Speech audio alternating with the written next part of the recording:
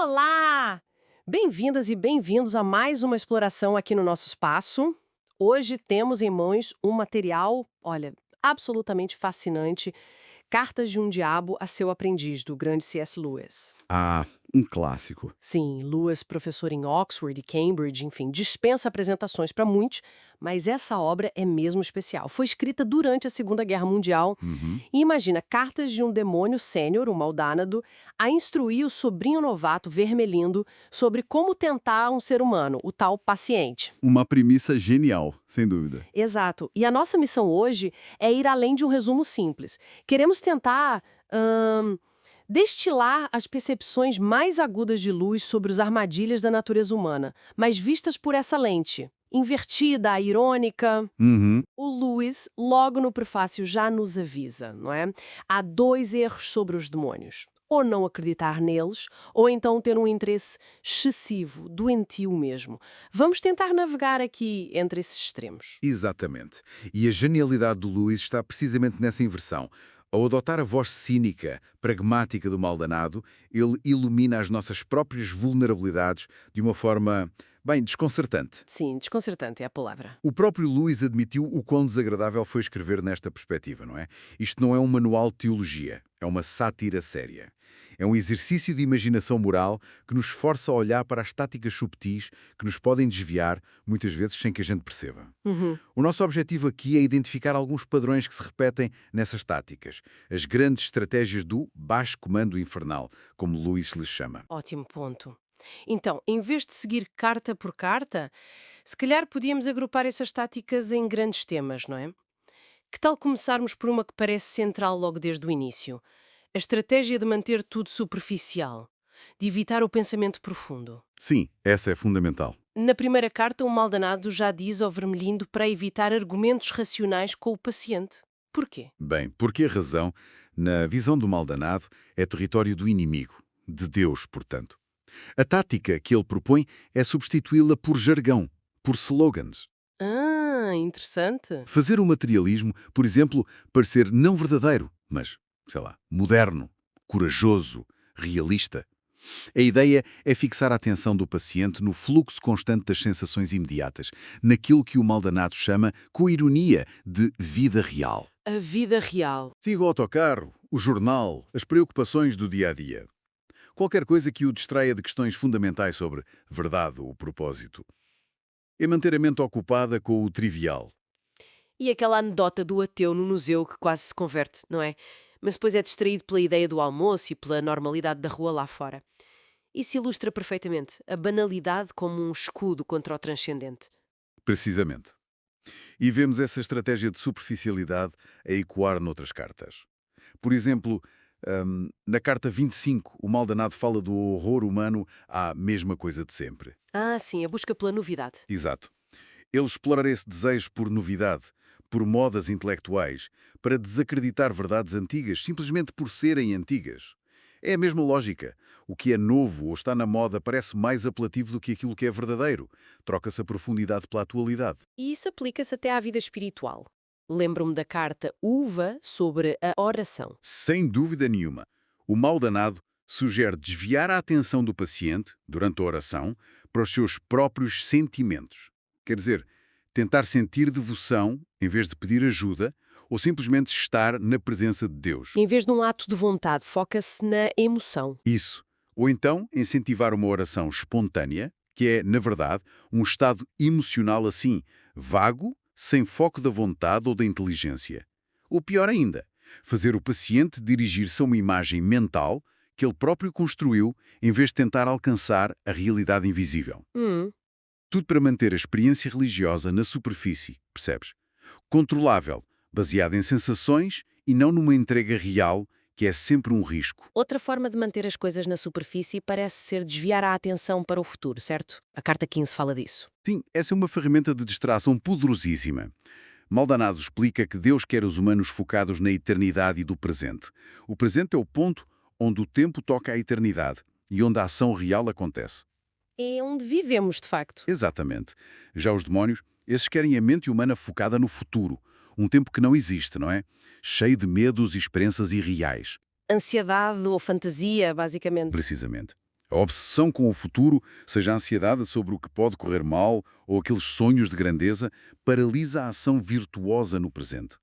O presente torna-se apenas um meio para um futuro imaginado, em vez de ser o palco da vida real e das escolhas morais importantes. É fascinante como essa prática de distração e superficialidade parece ser um fio condutor em tudo.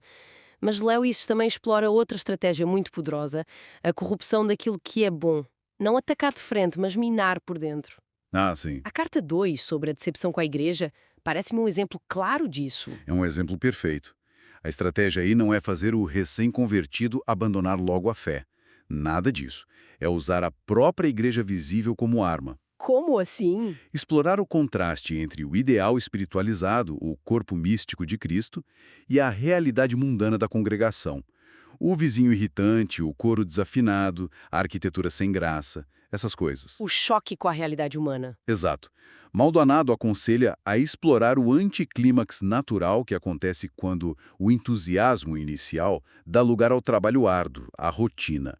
Se o paciente não superar essa desilusão inicial com humildade, olha, pode muito bem afastar-se. E essa tática de perverter o bem aplica-se a muitas outras áreas, não é? Tô pensando na humildade, por exemplo. Exatamente. Ou então, distorcer a humildade, fazendo aparecer uma opinião artificialmente baixa sobre os próprios talentos, uma espécie de falsa modéstia, sabes? Em vez de ser um genuíno esquecimento de si mesmo. Aquela liberdade do egocentrismo que permite alegrar-se com os próprios dons como se fossem de outra pessoa. E nas relações humanas? Amizade, amor, sexo? Aí também. Aí a perversão é central.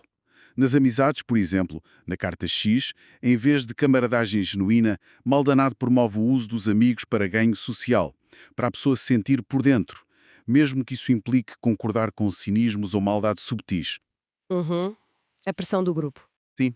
No amor e no sexo, cartas 18 a 20, a grande tática é idolatrar o sentimento de estar apaixonado. Fazê-lo parecer a única base e justificação para o casamento, ignorando a importância da vontade, da promessa, da parceria. A ideia romântica levada ao extremo. Precisamente, isso tem duas consequências.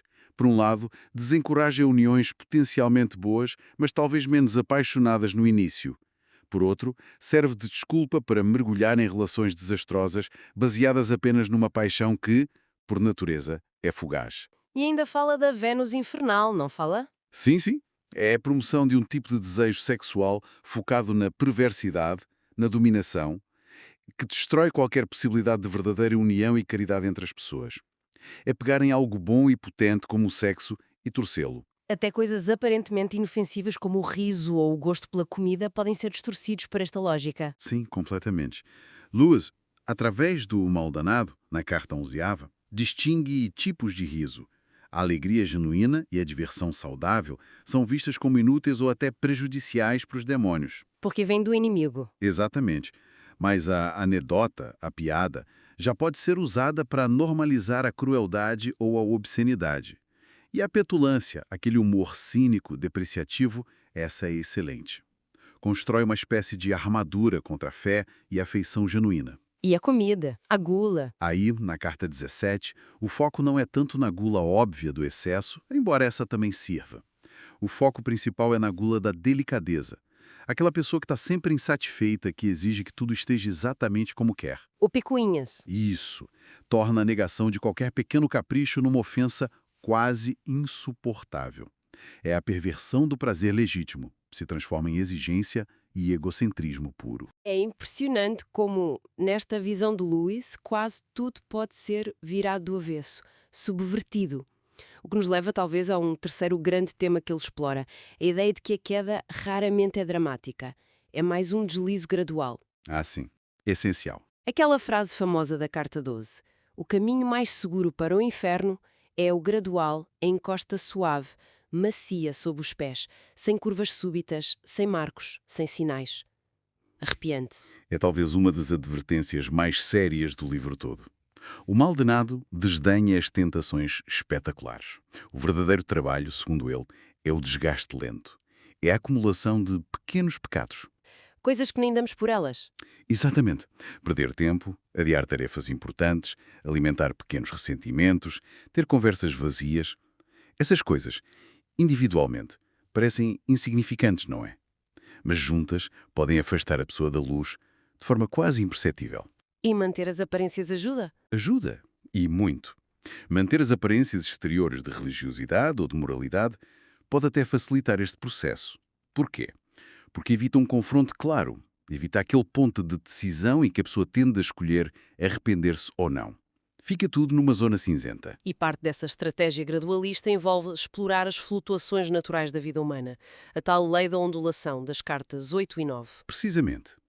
Luís argumenta que nós, humanos, como seres que são espírito e animal a viver no tempo, passamos naturalmente por picos e vales. Vales de energia, de entusiasmo, de fé, de afeição. Os altos e baixos normais da vida. Isso. E o maldanado instrui o vermelindo a não se vangloriar quando o paciente está num vale espiritual, porque isso é natural.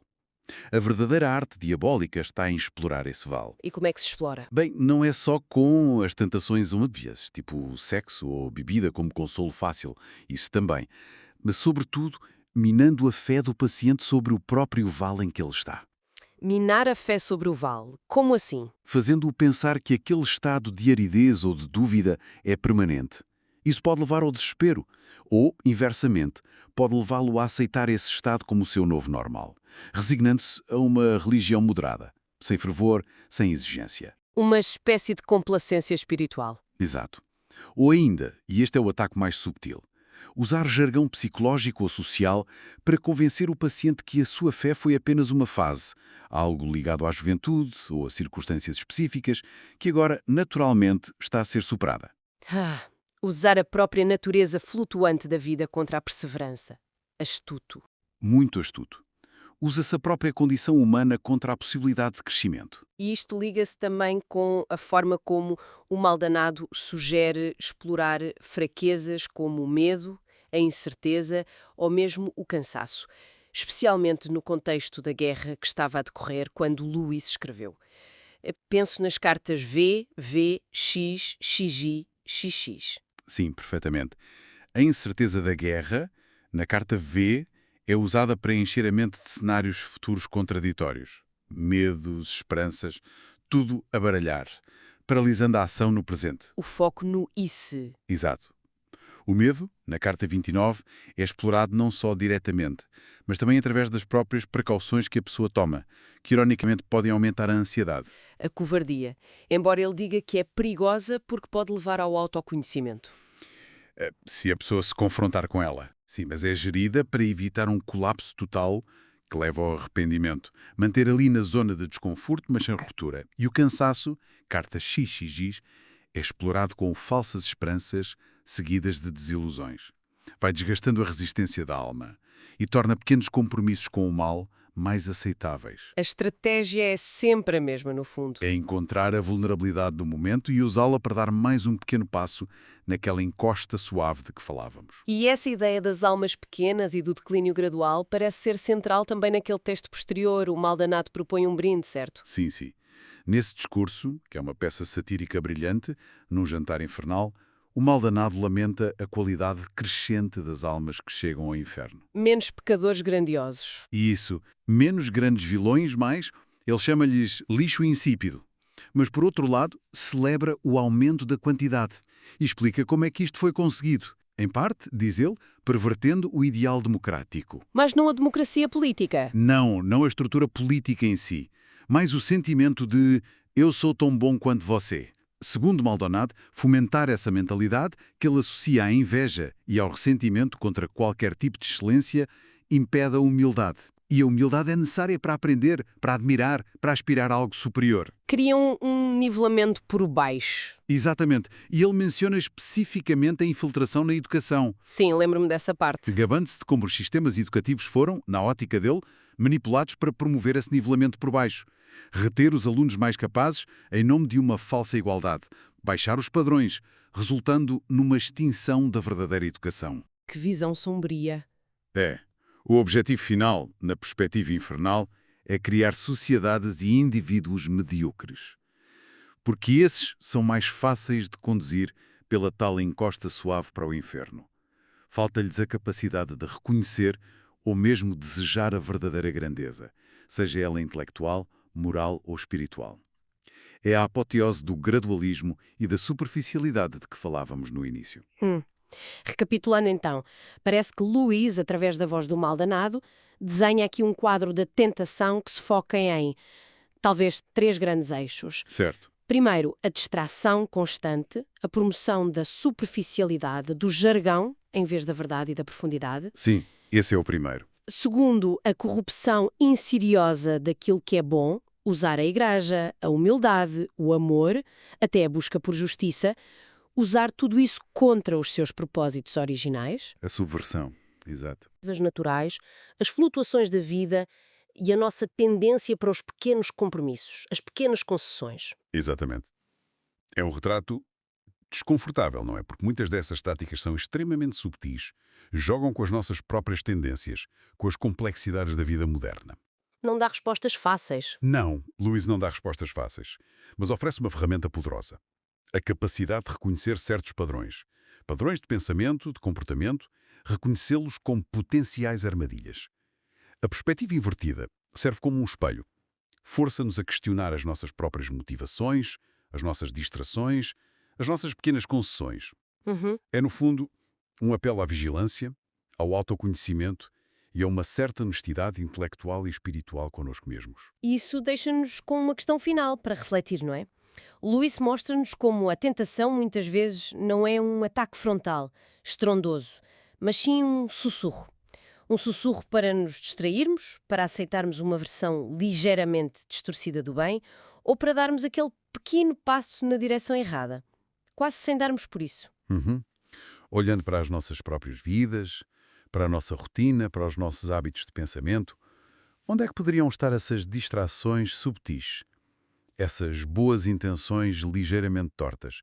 Ou esses declives graduais que mal notamos e que, segundo Lewis, poderiam ser a estratégia preferida de um mal danado moderno a operar hoje? Fica a reflexão. Uma reflexão importante, sem dúvida.